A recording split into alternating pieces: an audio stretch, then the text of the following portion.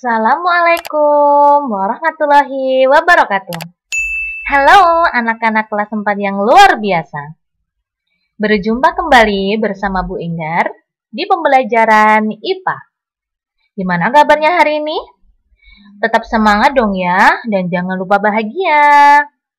Oke, untuk pertemuan kali ini kita akan belajar bersama tentang sifat-sifat cermin. Kita masih berada di tema 5 dengan pahlawanku. Kita masuk ke subtema 2, pahlawanku, kebanggaanku.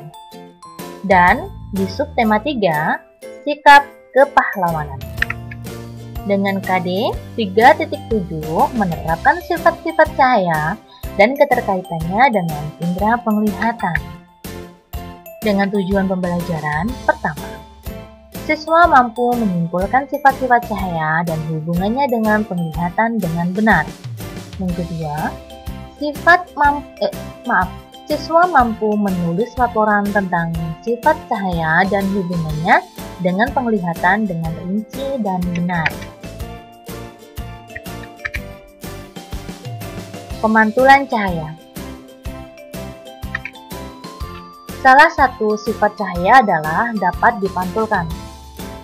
Dengan adanya pemantulan cahaya, kita dapat mengamati benda-benda di sekitar kita, dikarenakan adanya pemantulan cahaya oleh benda ke mata. Jenis-jenis pemantulan cahaya. Yang pertama, pemantulan teratur. Pemantulan teratur terjadi apabila cahaya mengenai permukaan yang rata atau licin seperti ini. Bidang pantulnya rata, ya kan? Nah, ada sinar datang menuju titik pantul atau bidang pantul dan dipantulkan sesuai ukuran. Bukan ukuran ya, tapi terjadilah pemantulan yang teratur. Sinar pantulnya, ya. Selanjutnya, pemantulan baur. Pemantulan baur terjadi apabila cahaya mengenai permukaan yang kasar. Nah, seperti ini ya, ini bidang pantulnya, permukaannya sangat kasar. Ini sama sinar datang menuju bidang datar dan dipantulkan. Tetapi sinar pantulnya ini tidak teratur atau membaur ya. Menyebar seperti itu. Alat optik. Alat optik adalah alat yang menggunakan lensa dan cermin yang memakai sifat cahaya yang dipantulkan dan dibiaskan yang dimanfaatkan untuk melihat.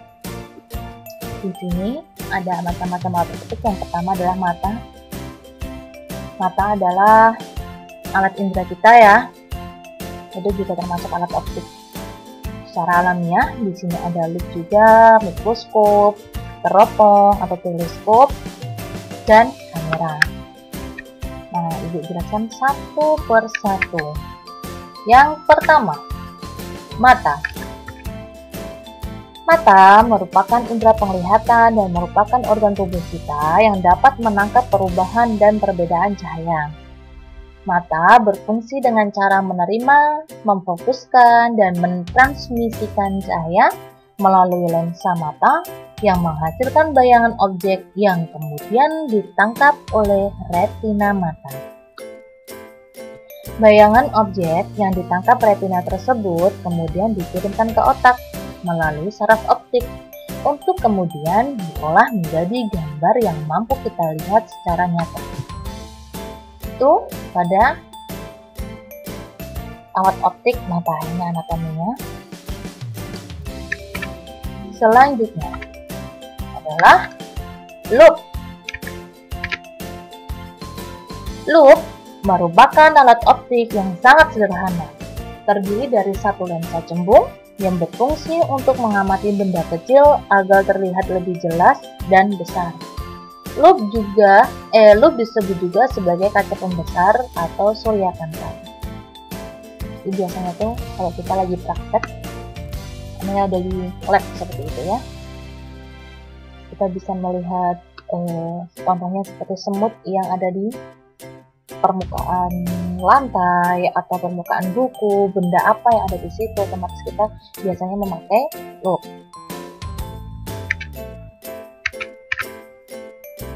Mikroskop. Mikroskop merupakan alat optik yang digunakan untuk melihat objek-objek yang sangat kecil dan tidak dapat dilihat dengan mata. Contohnya apa? Very good kalian. Bakteri. Ya, pintar sekali ya. Cara kerja mikroskop adalah dengan memperbesar bayangan sehingga tampak lebih besar dan jelas. Jadi biasanya seperti yang dijelaskan tadi, biasanya kalau di sini tuh ketika kita lagi praktek di lab. Selanjutnya, teropong atau teleskop. Teropong merupakan alat optik yang digunakan untuk mengamati benda-benda yang jaraknya jauh dari pengamat sehingga tampak lebih dekat dan lebih jelas. Galileo dan Galilei merupakan penemu teleskop atau yang saat ini kita kenal sebagai teropong. Teropong terdiri dari dua macam. Ada teropong bintang untuk melihat benda-benda luar angkasa dan teropong bumi untuk mengamati benda-benda di bumi yang jaraknya jauh dari pengamat. Ini ya, seperti ini. Ini adalah teropong bumi. Yang selanjutnya ini adalah teropong bintang. Kalian bisa membedakan ya bentuknya. Selanjutnya, kamera. Kamera merupakan alat untuk menghasilkan foto. Cara kerja kamera hampir sama dengan cara kerja mata, yakni cahaya masuk difokuskan oleh lensa dan kemudian ditangkap oleh retina yang merupakan sensor pada kamera. Yang kedua, terdapat sistem lensa yang terdiri lebih dari satu lensa dan sensor yang dipakai adalah sensor Terdapat sistem lensa yang terdiri lebih dari satu lensa dan sensor yang dipakai adalah sensor digital. Ini ya. Ini contoh gambaran kamera. Itu. Selanjutnya, kacamata. Kacamata merupakan alat optik yang digunakan untuk membantu melihat pada orang yang memiliki cacat mata, baik itu rabun jauh, rabun dekat, ataupun silinder. Kacamata terdiri dari lensa cembung atau cekung tergantung jenis cacat matanya. Yang kedua itu ada frame atau kerangka yang menyangga lensa. Kacamata berfungsi dengan cara mengatur bayangan agar jatuh tepat di retina dengan cara menjauhkan titik jatuh bayangan pada penderita rabun jauh dan mendekatkan titik jatuh bayangan pada penderita rabun dekat. Kalian biasanya pernah tahu kan ada yang orangnya berkacamata kan, dan itu pun kacamatanya tuh ada yang berbeda-beda ataupun berbagai jenis ya. Ada yang bulat, ada yang tebal lensanya, seperti itu. Itu tergantung dari jenis cacat matanya, seperti itu. Selanjutnya, di sini adalah cermin. Cermin merupakan salah satu benda yang dapat memantulkan cahaya. Cahaya yang dipantulkan oleh cermin merupakan salah satu contoh pemantulan teratur. Berdasarkan bentuknya, cermin dibedakan menjadi 3 macam, yaitu pertama, cermin datar, kedua cermin cekung, dan yang ketiga adalah cermin cembung. Selanjutnya, sifat-sifat bayangan dari setiap jenis cermin. Cermin datar. Yang pertama, ukuran besar dan tinggi. Bayangan sama dengan ukuran benda, itu cermin datar. Ukurannya itu sama ya, dan tingginya itu sama. Bayangannya sama dengan ukuran benda. Seperti apa ya? Nanti dulu. Yang kedua, ini sifat-sifatnya. Penampakan bayangan berlawanan dengan benda. Misalnya, tangan kanan kamu akan menjadi tangan kiri di dalam bayangannya. Yang terakhir, bayangan bersifat semu atau maya. Artinya, bayangan dapat dilihat di dalam cermin, tetapi tidak dapat ditangkap oleh layar. Nah, ini contoh yang menggunakan cermin datar adalah cermin rias. Kalian itu kan sering ya berdandan ketika kalian mau bepergian ataupun mau ke sekolah, otomatis kalian merapikan pakaian ya. Merapikan pakaian itu contoh yang sangat mudah. Kalian bisa melihat kerapian baju, terus kalian bisa melihat bagaimana kalian sudah rapi atau belum, seperti itu ya. Dan ini sifat bayangannya. Yang pertama, ukuran bayangan sama dengan benda. Maksudnya tuh apa ya? Ya ukurannya bayangan tersebut sesuai dengan benda yang nyata. Seandainya kalau kalian bercermin di depan cermin rias, otomatis besarnya, tingginya pun juga sama.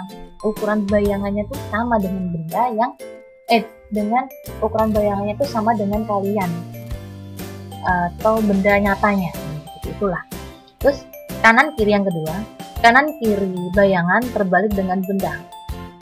Tangan kalian otomatis, contohnya tangan kanan bisa menjadi tangan kirinya bayangan. Tangan kiri kalian bisa menjadi tangan kanannya bayangan. Nah, seperti itu. Paham ya? Terus yang ketiga, bayangan semu. Apa sih Bu bayangan semu itu? Bayangan semu itu bayangan yang tidak nyata. Jadi begini, itu bayangan itu nggak bisa kalian pegang, seperti itu, nggak bisa kalian tangkap, gitu. Tapi bisa kalian lihat. Itu disebut bayangan semu. Selanjutnya, cermin cekung. Jika benda berada dekat dengan cermin cekung, bayangan benda bersifat tegak, diperbesar, dan semu atau maya. Jika benda berada jauh dengan cermin cekung, bayangan benda bersifat nyata atau sejati, terbalik, dan diperkecil.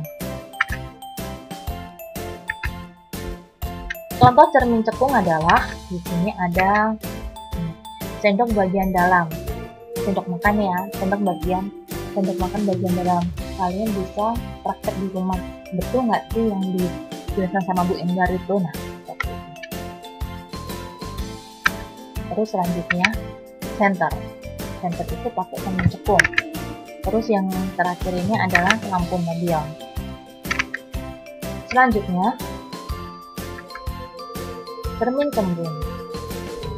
Kenapa kan pada cermin cembung yaitu semu atau maya, tegak dan diperkecil dari ukuran benda yang sebenarnya. Nah ini contoh cermin cembung. Di balik belak sendok bagian luar. Itu tadi kan kalian sendok yang bagian dalam yang cekung, ya kan yang cekung itu. Kalian bisa melihat bagaimana ya, sesuai nggak ya yang Ibu jelaskan, Ibu Enggar jelaskan itu. Nah, sekarang cermin cembung, kalian balik sendoknya tersebut jadi sendok yang bagian luar. Oh ya, bagaimana ya bentuknya? Seperti itu. Jadi nanti pasti bentuknya akan maya, tegak, dan diperkecil dari benda yang nyatanya. Yang kedua adalah spion mobil. Ya, paham kan?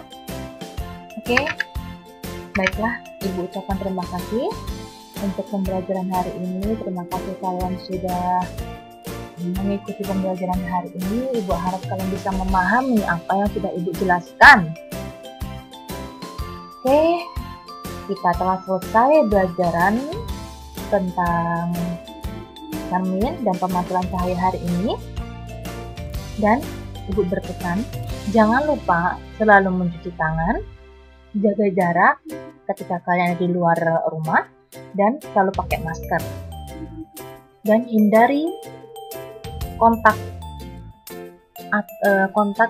dengan mulut ataupun dengan hidung. Ya, tetap Ibu ucapkan kalian semangat belajar, tetap semangat, dan sampai jumpa lagi di pertemuan selanjutnya. Terima kasih. Wassalamualaikum warahmatullahi wabarakatuh. Bye-bye anak-anak.